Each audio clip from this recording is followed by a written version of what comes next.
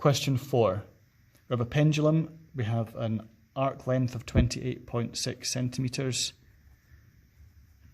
The pendulum has a length of 20 centimetres. We don't know what the angle is here, theta, and we've got to find out what the angle is when the pendulum swings from A to B. Well, the arc length formula is arc length is angle over 360, so theta over 360, sometimes you'll see an x rather than a theta there, times by pi d. So this formula consists of pi d is just the circumference of the full circle, and the angle over 360 is just the percentage of the circle, or the fraction of the circle. So we know the arc length is 28.6. Theta we don't know, over 360, times pi, times the diameter. Well, the radius is 20, so the diameter is going to be 40. If you multiply both sides by 360, we'll get rid of the fraction over here. So 28.6 times 360 is theta times pi times 40. Then if you divide both sides by pi times 40, we can cancel out on the right hand side, which will give us theta by itself. So those cancel, those cancel. So theta equals 28.6 times 360 over pi times 40. And then if we work that out quickly, it's a good idea to use the fraction button when you're doing this if you have one of these calculators. So 28.6 times 360 over pi times 40, and that is 81.93296, etc. So 81.9 degrees, and that's to 1 decimal place. Question number 5. We've got a container to hold chocolates in the shape of a part of a cone with dimensions as shown. So it's a full cone with like a smaller cone removed from it, and what you're left over with is this container here. We've got to calculate the volume of the container. So I'm going to calculate the volume of the big cone, the little cone. I'm going to subtract one from the other.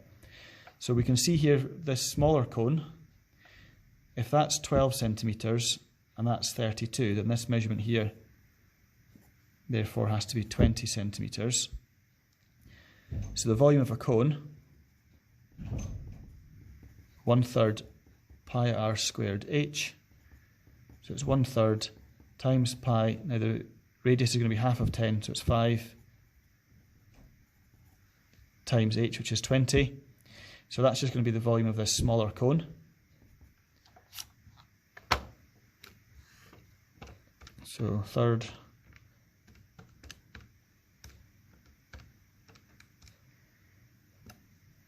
so that's 523.6, that'll be in cubic centimetres. Now I'm going to put cone small, and then it's going to be volume of the cone large. So we're going to use the height as that height, and the radius is going to be 8 here. So it's 1/3 times pi times 8 squared times 32.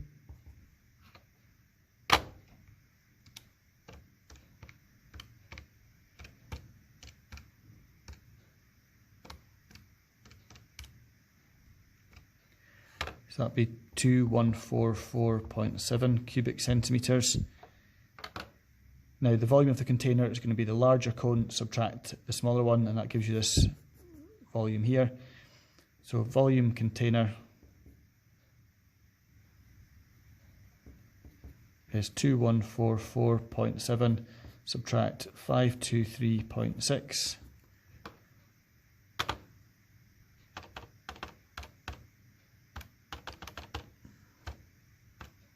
1621.1. That's in cubic centimetres. Now it's asking us for just the one significant figure. So your first significant figure is the 1. It's got a 6 next to it, so it's going to round up. So it's going to be 2000 cubic centimetres. It doesn't ask us to write it in litres or anything like that. So we're just fine to leave it in 2000 cubic centimetres.